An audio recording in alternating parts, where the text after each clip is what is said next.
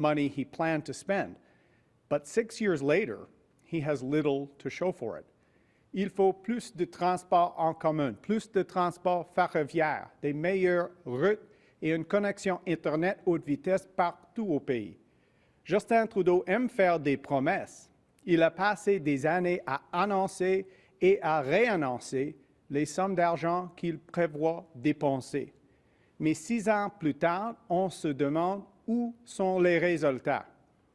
In fact, both the Auditor General and the Parliamentary Budget Officer found that the Liberals failed to get billions of dollars out the door for projects.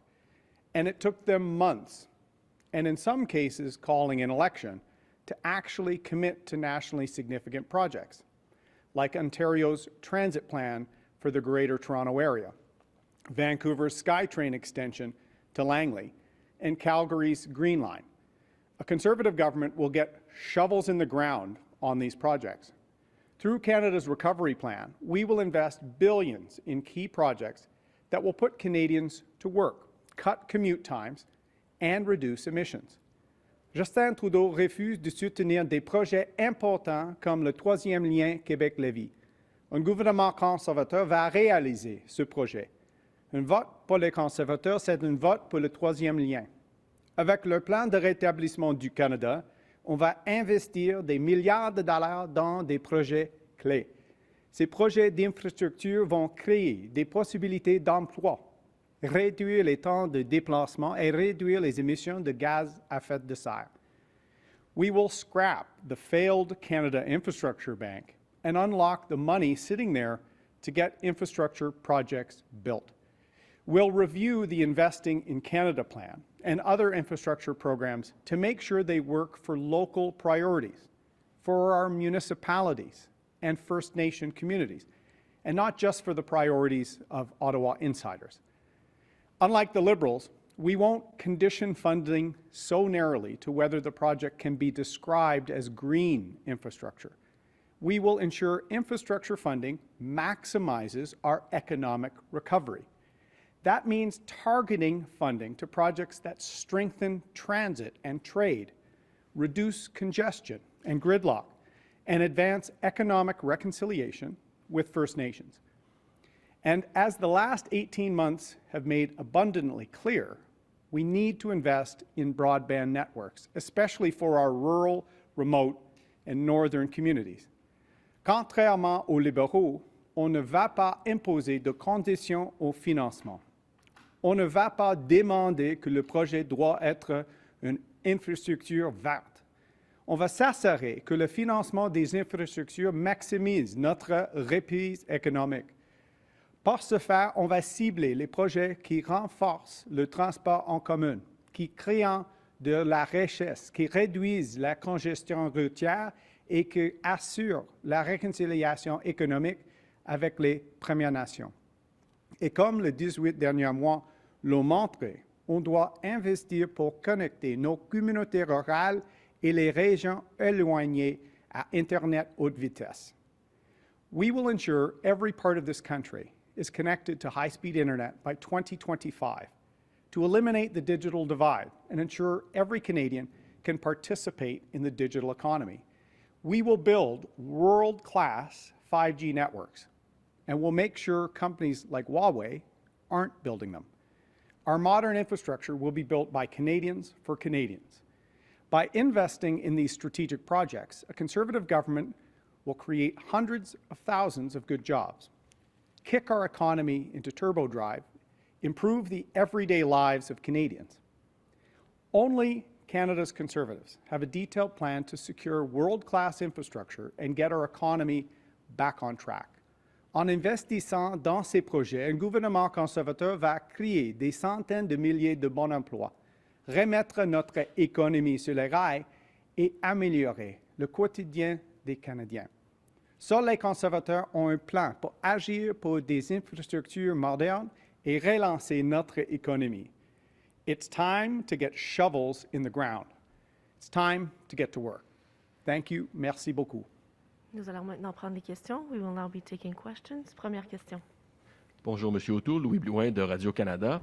Ce matin, le Parti libéral a dévoilé sa plateforme qui ne contient pas de plan de retour à l'équilibre budgétaire. Vous promettez un retour à l'équilibre budgétaire en 10 ans, mais vous ne dites pas comment vous comptez y arriver. Vous n'avez toujours pas de plan chiffré. Alors, qu'est-ce que ça vaut, cette promesse que vous faites d'un retour à l'équilibre budgétaire quand vous n'avez pas de plan chiffré? Comment les gens peuvent-ils vous faire confiance? Quand est-ce que vous allez dévoiler ce plan? Parce qu'on a un plan pour le rétablissement du Canada après la pandémie. Mais le plan chiffré? Un plan avec un plan d'équilibrer le budget au cours de la prochaine décennie. Et on a soumis notre plan immédiatement pour le directeur parlementaire du budget. Dans une élection qui, M. Trudeau, a déclenché un plan d'une pandémie. On a un plan d'équilibrer le budget, un plan de créer des emplois, d'avoir une loi anticorruption, un plan d'action sur la santé mentale canadienne, un plan d'être plus près dans le futur. C'est dans notre plateforme et les Canadiens méritent un gouvernement qui va agir dans leurs intérêts et pour les projets d'infrastructure, on va livrer. Pas comme M. Trudeau avec des belles paroles. J'aimerais vous entendre sur le plan chiffré, une date si vous en avez une. Par ailleurs, M. Trudeau promet de mettre en place un projet de loi qui protégerait les propriétaires d'entreprises qui veulent implanter un passeport vaccinal, les protéger légalement. Est-ce que vous pensez que ça va trop loin, cette proposition? Les vaccins sont très importants. C'est un outil primordial dans notre lutte contre le COVID-19. J'encourage tous les Canadiens et Québécois de se faire vacciner. Et c'est pourquoi, il y a un an, j'ai demandé un approvisionnement suffisant des vaccins. Et en pleine d'une pandémie, la 4e vague, on doit travailler ensemble. Chaque niveau du gouvernement et les entreprises dans le secteur privé aussi. On doit utiliser les vaccins, les tests de dépistage quotidiens, les masques et la distanciation sociale, tous les outils nécessaires pour lutter contre le COVID-19. Et maintenant, nous sommes dans une élection à cause de M. Trudeau et ses intérêts. Je suis ici pour les intérêts des Canadiens. Next question. Repeat in English, but specifically actually answering the questions on the proposal. Mr. Trudeau should be focused on the pandemic, working with all levels of government and the private sector using the tools we have to fight COVID-19. He's not done that. We're in an election, in a crisis, not because of the well-being of Canadians, because the Liberal Party wants a majority. I have a plan to work with all levels of government and to make sure our country's more ready in the future, including our 4th pillar of being more prepared, having faster access to vaccines, rapid tests, and other tools. I'll try and work with everyone to fight COVID-19. Next question. Michael Couture from Global National. Mr. O'Toole, the Liberals are very proud to say that they released a fully costed platform today. When are you going to be doing the same? On the first day of this campaign, I was very proud in this very room to launch Canada's recovery plan, a plan to get our country back to work. We submitted it as soon as we could in an election that Mr. Trudeau called during a pandemic. We see a number of recycled promises and some tweaks to a 2-year budget released today with not a complete plan for our economic recovery as a country. I think Canadians deserve better than that. Mr. Trudeau called the election and just recycled some promises he's already failed to deliver on from the previous election. Canadians are tired of that. We deserve better. We deserve a change. We deserve a government with a plan and one that will deliver. Les Canadiens, les Québécois méritent mieux qu'un gouvernement avec des promesses recyclées dans le plateforme de M. Trudeau. Les Canadiens méritent un plan pour notre avenir, pour les emplois, pour notre économie. Et ça serait mon approche. Un plan d'action et un gouvernement éthique aussi. So just in my follow-up, if you'd like to answer the first question of when you'll be releasing the costing, I'd appreciate that. But also, a former parliamentary budget officer and top economists are saying that you're making massive assumptions about economic growth in this country in order to get back to a balanced budget without cuts. So my question is, could you please tell us where the cuts will be, or are you saying the budget will balance itself? Well, first, Mike, we've submitted our platform to the Parliamentary Budget Officer as soon as we could. Mr. Trudeau holds the keys to calling this election. He's doing it for his own narrow interests, not for the national interest. And we will update Canada's recovery plan when the PBO gives us the confirmation back. And we have a goal of growing the economy, 3% growth to get all sectors of the economy back to work and to make sure all Canadians have an economic recovery after COVID-19, not just some, as Mr. Trudeau does. We lost billions of dollars of investment in Canada. We were running massive deficits before COVID-19. So we're going to create jobs and opportunity, build infrastructure that Mr. Trudeau announces but never gets built, and have a detailed plan and a disciplined plan to get spending under control to balance the budget over the course of 10 years. That's our commitment. It's what we're running on, and we will deliver. On a un plan d'équilibrer le budget au cours de la prochaine décennie. Et on a un objectif de croissance économique de 3% par année. C'est un objectif important parce qu'on doit avoir une relance économique dans chaque secteur de notre économie et dans toutes les régions de notre pays.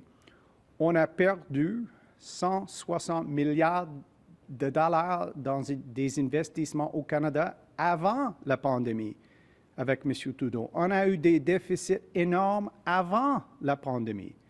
C'est pourquoi les Canadiens et les Québécois méritent un plan d'action pour une relance économique et un gouvernement qui va agir sur les projets d'infrastructure et les priorités pour notre pays. Next question.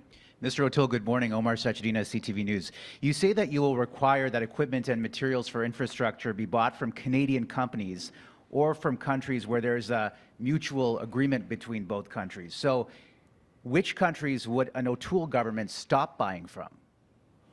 Well, we have to work to improve our relationship with the United States.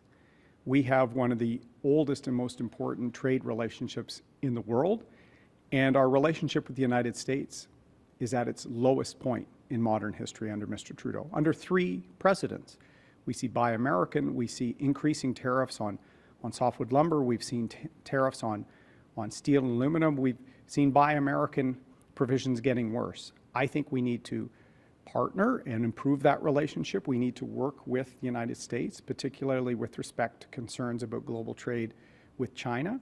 That will allow us to have a made in North America, a partnership approach to kickstart our economic recovery.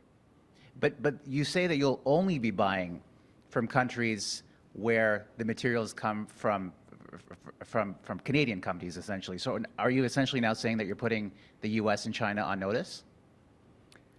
I want to see less made in China, to be honest with you, and more made in Canada. And I have no hesitation saying that because I've been saying it for several years. We can't sit by and watch a country like China gain from global trade while they don't follow the rules. So we need to start working alongside our allies like the Americans, the Australians, and others who've actually been much more serious with respect to China for many years. Mr. Trudeau has been out of step on this issue. I think we have an incredible ability to improve those trade relationships with our close allies and take a much stronger, more principled approach with respect to China. Next question. On doit travailler en étroite collaboration avec nos alliés en ce qui concerne la Chine. Le commerce international, particulièrement pour l'acier et l'aluminium, M. Trudeau était toujours dehors de la ligne avec la Chine. Et j'aimerais voir plus de fabriquer au Canada et moins de fabriquer en Chine, parce que nos travailleurs méritent un plan réel pour une relance économique dans les secteurs stratégiques comme l'acier et l'aluminium, l'auto et les autres. Et on a un plan pour ça dans notre plateforme et on doit améliorer nos relations avec les Américains, les Australiens pour le bien-être de notre économie et pour nos valeurs à travers le monde, pour les droits humains. Et ça serait mon approche comme Premier ministre. Next question. Ashley Burke, CBC News. Mr. O'Toole, Liberal leader Justin Trudeau, he's standing behind Raj Saini, allowing him to run in this election. Saini is facing multiple allegations of inappropriate behavior that he denies. The Liberals say that there's a process in place and that they are taking this seriously. What do you think that Mr. Trudeau should do now and why? These are very serious allegations and troubling allegations. We need to make sure Parliament Hill is a place where people can come to serve their country, work in politics free from allegations and intimidation and workplace incidents. And this is a pattern with Mr. Trudeau and his office. No accountability and a culture of cover-up. We saw this in the Canadian Armed Forces with multiple allegations that went to the Prime Minister's office, his Chief of Staff, the Clerk of the Privy Council, the Minister of National Defence. Everyone knew except Mr. Trudeau, apparently. Now we see this same culture of cover-up was taking place with their own paid staff members. It's very concerning, and I hope to hear a serious response from the Prime Minister and his team on how this type of cover-up took place. Next question. Hi, Mr. O'Toole. Tom Parry with CBC. Just want to come back to your economic plan. Have you calculated, once you roll back the one-time spending, the support programs for COVID, have you calculated what kind of a shortfall you're going to be facing in terms of balancing that budget? And if you don't hit your 3% targets, what are you going to target for cuts? We will hit our 3% target because we're the only party in this race that wants to see an economic recovery for all Canadians, in all sectors of the economy, all regions of the country. And we put forward a plan to get our economy surging in the right direction. And Canadians remember, before the pandemic, Mr. Trudeau was running massive deficits, raising taxes, investment and jobs were leaving Canada, and they were increasing government spending by about 7% per year. We have to have an approach to help people get back on their feet after COVID-19, get the economy working, and then have a disciplined approach to get spending under control to balance the budget over the course of a decade. We're taking a very prudent approach here, and Conservatives have done this before. After the global recession, we kept taxes low, we focused on getting people back to work, and we balanced the budget over a period of 4 to 5 years. We're taking a very responsible approach, and Canada's recovery plan details our path out of COVID-19. And I think Canadians, the more they get to see our plan, they know it's exactly what our country needs. On a un objectif d'une croissance économique de 3% par année. On va atteindre nos objectifs parce qu'on va avoir une relance économique dans chaque secteur de notre économie. Nous sommes le seul parti en faveur d'une relance économique dans toutes les régions.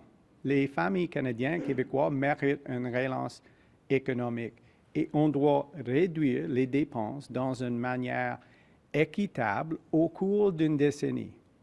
M. Trudeau a eu des déficits énormes avant la pandémie.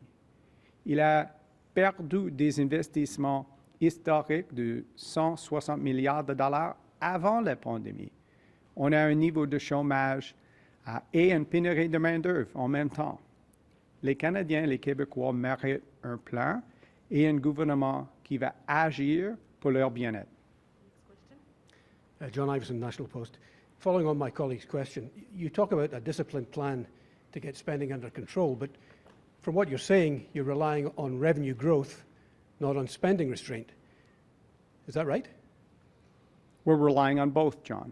So as I said, before the pandemic, it's hard sometimes to think back to life before the pandemic, but Mr. Trudeau had already run about $100 billion of debt in good economic times. He'd raised taxes and was raising spending unlimited across the board, not strategic, by about 7% per year. So our plan is a balanced one to get our budget back to balance over the course of the 10 years by controlling spending, but making sure up front that we help the country get back on its feet, both economically and, as I've said, from a mental health and a wellness point of view. We want to see an economic recovery and a wellness recovery in all parts of the country and in all sectors of the economy. And we see Mr. Trudeau and Mr. Singh against most sectors of the economy.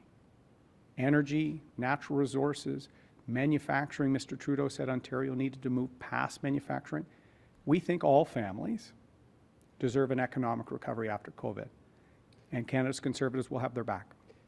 The Liberal plan this morning has a fully costed platform. We don't have the benefit of your numbers. You're saying that the Liberal Party was spending increases of 7% a year. What are you going to increase spending by per year in the first 5 years? As I've said, at the first opportunity we had, we submitted Canada's recovery plan to the Parliamentary Budget Officer. Mr. Trudeau, who called an election during a pandemic, during forest fires in British Columbia, during the crisis in Afghanistan, put his own interests first. He has really just recycled some promises that he failed to keep from the 2019 election with respect to health care, for example. From what I've seen so far, their cobbled together plan for an election he called is essentially a collection of things from a budget that took them 2 years to create. Canadians are kind of tired of this fly-by-night, never live up to the promises you make, Justin Trudeau. He hasn't delivered on any of his promises related to the deficit, related to transparency, related to safe drinking water. Canadians deserve a government that will actually deliver. Next question. Hello, Mr. O'Toole. Maina Karaman-Wilms, The Globe and Mail. In a video of a Zoom call that surfaced from last year, you called Liberal MP Marion Monsef a fraud and a disgrace. Now that you're running for Prime Minister of the country, do you stand by those comments, or would you like to say anything today to Ms. Monsef in regards to those remarks? Well, sometimes even I let my frustrations boil over with some of the approach, the scandals of the Trudeau government. But as I've said, I'm trying to run a very positive campaign based on the future of our country. I think our best years are ahead of us, but we need leadership. We need a plan to get there. And even I have to step up my game at some points. But as I've said, in this campaign, we've had a positive approach by releasing our plan early and trying to bring people together. Mr. Trudeau has been caught putting out misleading media, picking fights with premiers, pulling things off government internet, trying to divide people in the midst of a pandemic. That's not what we need at a time when we need to be working together, respecting one another, and getting this country back on its feet. I'll just ask again, do you want to say anything to Ms. Monsef in regards to those remarks? I've been very disappointed with the government's constant cover-up approach with respect to misconduct, and particularly sexual misconduct and allegations of such in the military. Now we see those coming out with respect to the Parliamentary Hill environment. I'm sure it troubles the minister whose responsibility it is to ensure that their government has a zero-tolerance culture. That will be our approach. And as I've said, I'm trying to make sure we run a very positive campaign based on Canada's recovery plan. I will hold myself to that regard, and I'll hold my team to that same level. Next question. Chris Reynolds, Canadian Press. The Liberal platform pledges to enshrine abortion services as publicly funded and medically necessary in the Canada Health Act. Would you support a change to the Canada Health Act that requires provinces to provide publicly funded abortion services? As you know, I'm a pro-choice member of Parliament and leader of the Conservative Party, and I will always defend the right of women to make health decisions for themselves and always defend the right of access in all parts of the country. I've said that on many occasions during this campaign. I will say it every day to make sure that people can hear loud and clear that the Conservatives are here to stand up for your rights and to make sure we get the country back on its feet with our recovery plan. The Conservative-leaning premiers of Alberta and Ontario have barely been seen in public or spoken with media in the past 3+ weeks. I'm wondering if you'd welcome Jason Kenney and Doug Ford coming out and showing a little solidarity for your campaign, or are you satisfied that they kind of maintain a minimal public profile until the campaign wraps up here? As you know, I'm running on Canada's recovery plan. Our team has put a lot of thought and a lot of time reaching out to Canadians, employers, nonprofit organizations, to put forward a plan to get Canada back on its feet. I'm putting that in contrast to Mr. Trudeau, who constantly says nice things and never delivers on literally every economic issue, right through to reconciliation, right through to how he promised to have a government that was transparent by default, and we see a government that is cover-up by default. I'm asking Canadians to take a look at the Conservative Party. We have a new leader, we have a new approach, and we have a plan to get our country back on its feet. And I'll work with anyone of any stripe at any level of government, First Nation leaders, municipal leaders, to fight COVID-19 and to provide opportunity for people in this country, and that will be my style as Prime Minister. Next question. Greg Quinn, Market News International. Sir, you did reference what happened to the economy after 2008. The Conservatives moved towards a budget balance. Many global economists thought that governments pulled that stimulus too early, and it led to a recovery that was prolonged and frustrated a jobs recovery. What will you do to ensure that you're not pulling the carpet out from this recovery too soon? Great question. This is a jobs recovery.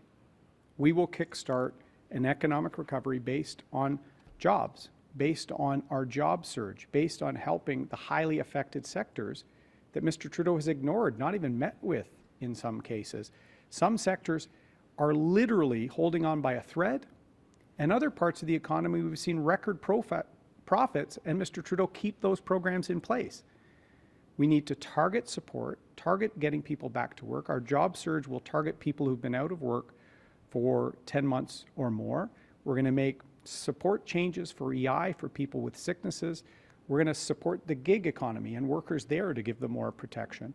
We're going to fight for Canadian workers and make sure that our economic recovery is a worker-led recovery.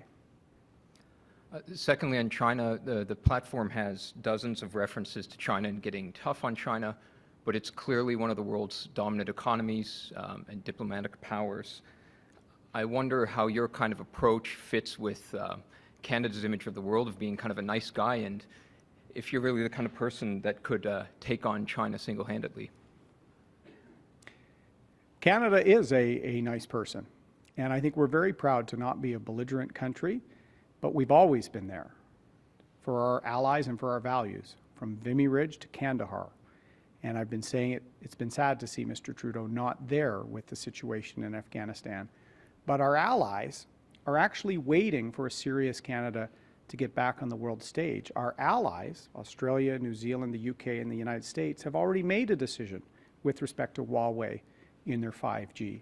Many of our allies, including the United States, have called out the genocide in Xinjiang towards the Uyghur minority population. Mr. Trudeau didn't even show up for the vote. So the world is waiting for that nice Canada to be there on the world stage to stand up for our values, our interests, and our security. This will be the last question. Ce sera la dernière question. Mr. O'Toole, Janet Silver, iPolitics. You talked a little bit earlier about investing in projects like internet access and providing 5G across the country.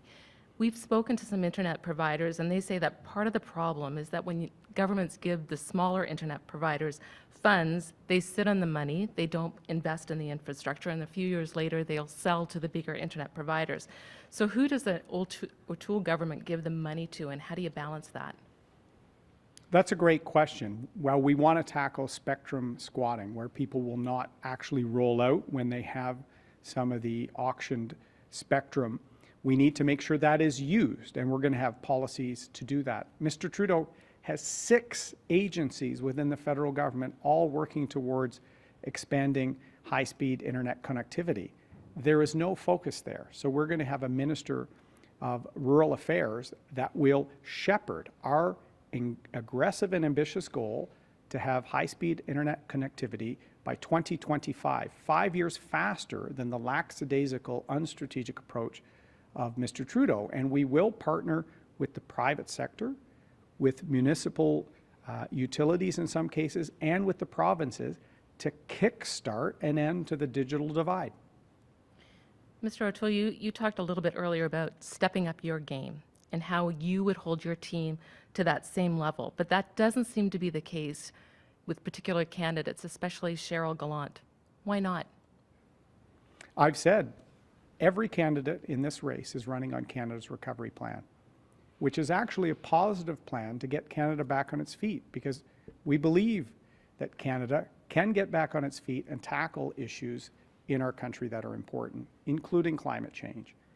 And every single member of our caucus will be relentlessly focused on that, no exceptions. It will be all for today. Ce sera tout pour aujourd'hui. Merci. Thank you. Merci beaucoup. Thank you.